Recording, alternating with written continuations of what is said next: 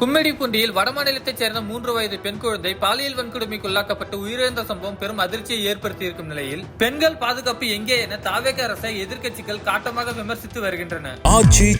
எந்த சமையலும் ருசி தேடும் ரகசியம் 20 ரூபாய். கும்மிடிப்பூண்டி சிப்காட் சுற்றுவட்டார பகுதிகளில் பீகார், உத்தரப்பிரதேசம், ஒடிசா உள்ளிட்ட பல்வேறு மாநிலங்களைச் சேர்ந்த தொழிலாளர்கள் குடும்பத்துடன் தங்கி வேலை செய்து வரும் நிலையில் அங்குள்ள வடமாநில தொழிலாளர்கள் குடியிருப்பில் பீகார் மாநிலத்தைச் சேர்ந்த 3 வயது பெண் குழந்தை நேற்று திடீரென காணாமல் போனது. நீண்ட நேர தேடுதலுக்கு பின்னர் முட்புதர் ஒன்றில் படுகாயங்களுடன் மயக்க நிலையில் மீட்கப்பட்ட குழந்தை பாலியல் வன்கொடுமைக்குள்ளாகி இருப்பது தெரிய வந்தது.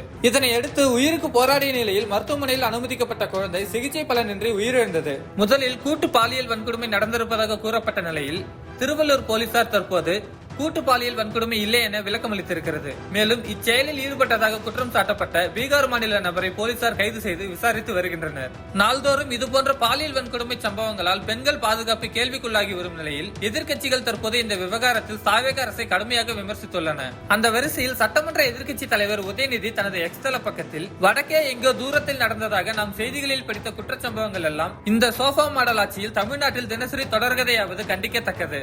சேலத்தில் 50க்கும் மேற்பட்ட பெண்களுக்கு அவருடைய கட்சியைச் சேர்ந்தவர் பாலியல் தொல்லை கொடுத்தது. ஆலந்தூரில் அவரது கட்சி பிரமுகர் கணவனை இழந்த பெண்ணிடம் அத்துமீறியது. சிங்கப்பெண் படையை உருவாக்கிய சில தினங்களில் சிவகங்கையில் பெண் காவலருக்கு பாலியல் தொல்லை. இப்படி தமிழ்நாடு முழுக்க சட்டம் ஒழுங்கு வெண்டிலேட்டரில் வைக்கும் அளவுக்கு செத்துக் கொண்டிருக்கிறது.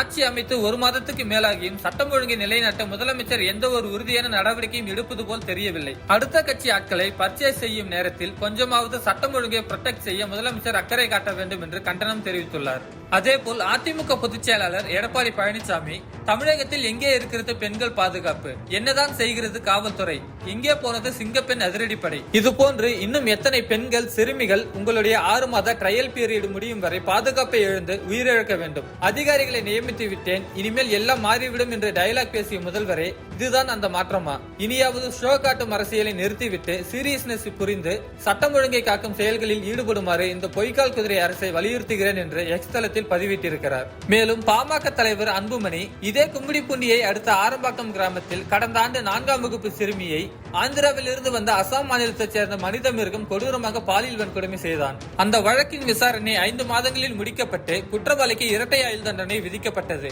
இப்போது அதே பகுதியில் இன்னொரு கொடுமை நிகழ்த்தப்பட்டிருக்கிறது. பெண்கள் மற்றும் குழந்தைகளின் பாதுகாப்பை உறுதி செய்வதற்கு தேவையான நடவடிக்கைகளை அரசு மேற்கொள்ள வேண்டும். கைது செய்யப்பட்ட குற்றவாளிகளுக்கு தூக்கு தண்டனை அளிக்கப்படுவதை அரசும் காவல்துறையும் உறுதி செய்ய வேண்டும் என்று வலியுறுத்தி இருக்கிறார். மேலும் திமுக எம்பி கனிமொழி பெண்கள் அனைவரும் தங்களையும் தங்கள் குழந்தைகளையும் பத்திரமாக பார்த்துக் கொள்ளுங்கள், அரசு என எதுவும் உள்ளதா என சந்தேகிக்கும் அளவுக்கு இந்த மாநிலத்தில் ஒரு ஆட்சி நடந்து கொண்டிருக்கிறது. பொறுப்பு என்னும் சொல்லுக்கு பொருள் தெரியாதவர்கள் நடத்தும் ஆட்சியில் பொதுமக்களே தங்களின் பாதுகாப்பை உறுதி செய்து கொள்வதை தவிர வேறு என்ன செய்ய முடியும் என்று விமர்சித்துள்ளார். எந்த சமையலும் ருசி தேடும் ரகசியம் 20 ரூபாய்.